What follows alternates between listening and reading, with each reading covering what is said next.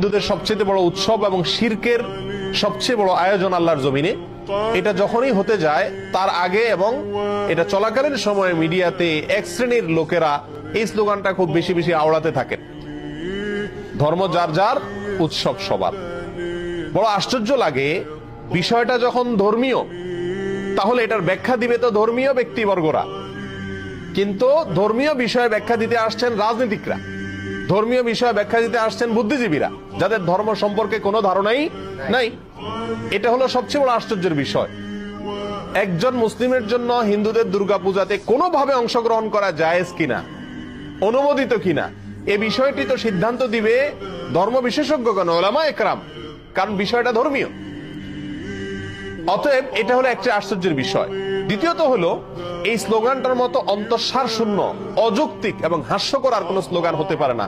এই স্লোগান যদি যৌক্তিক হতো, এটার যদি অন্তঃসার থাকতো, তাহলে তো এই স্লোগান মুসলমানদের ঈদের সময়, উৎসবের সময়ও আসতো। বলা হতো, হিন্দুদেরকে আহ্বান করা হতো, তোমরাও আসো, দোনো ঈদে অংশগ্রহণ করো। অথচ তখন এটা করা হয় না। তাহলে বোঝা গেল উদ্দেশ্যমূলক ভাবে শুধু মুসলমানদের ঈমান ধ্বংস করার জন্য এই ষড়যন্ত্রমূলক স্লোগানটি বাজারে চাউর করে রাখা হয়েছে এবং এর পিছনে কিছু ষড়যন্ত্রকারী তথাকথিত বুদ্ধিজীবী এবং রাজনীতিকরা কাজ করছেন। আমরা সকলেই জানি, কোরবানিদের সময় পাক ভারত উপমহাদেশের মানুষ সবচেয়ে বেশি পরিমাণে কোরবানি করে গরু। যদিও গরু ছাড়া অন্যান্য পশু কোরবানি করা যেতে পারে, যেহেতু মুসলমানদের কাছে গরু খাওয়া হালাল, বিধায় গরু কোরবানি করে আমাদের দেশের মানুষ বেশিরভাগ ক্ষেত্রে। আর এই জন্য কোরবানি দিলে মানুষ বলে অনেকে বকরা ঈদ। বাকারা শব্দ, বাকারা আরবি, বাকারা মানে গরু, সেখান থেকে বাকরা ঈদ বলে বা বকরি ঈদ বলে। বাকারা বা বকরি আরবি গরু থেকে, তার মানে গরুর ঈদ। ঈদটাই হলো গরু জবাই করে গরুর গোশত খাওয়া, বিতরণ করার উৎসব।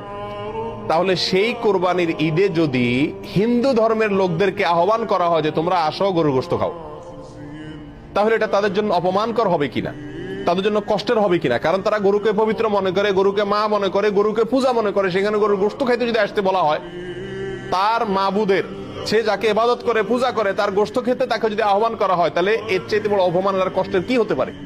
এই কারণেই কোন রাজনৈতিক বা তথাকথিত বুদ্ধিজীবীদের কেউই আহ্বান করে না হিন্দুদেরকে যে আসো, মুসলিমদের সাথে উৎসবে সামিল হয়ে যাও, কারণ উৎসব সবার। কেন? কারণ একজনের ধর্মীয় ইবাদত, একজনের ধর্মীয় উৎসব আরেকজনের জন্য বিপরীত হতে পারে। একজন মুসলিম, নগণ্য থেকে নগণ্য, সাধারণ থেকে সাধারণ মুসলিমও জানেন যে ইন্না শিরকা লাযুলমুন আযীম, নিঃসন্দেহে শিরক, নিশ্চয়ই শিরক, এটা সবচেয়ে বড় অপরাধ। ইন্নাল্লাহা লা ইয়াগফিরু আন ইউশরাকা বিহি ওয়া ইয়াগফিরু মা দুনা যালিকা লিমান ইয়াশা। আল্লাহ সুবহানাহু ওয়া তাআলা তার সঙ্গে শিরক করলে এটা মাফ করেন না। আর শিরক ছাড়া অন্য যে কোনো গুনাহ আল্লাহ চাইলে যার জন্য ইচ্ছা তার জন্য কি করতে পারেন? ক্ষমা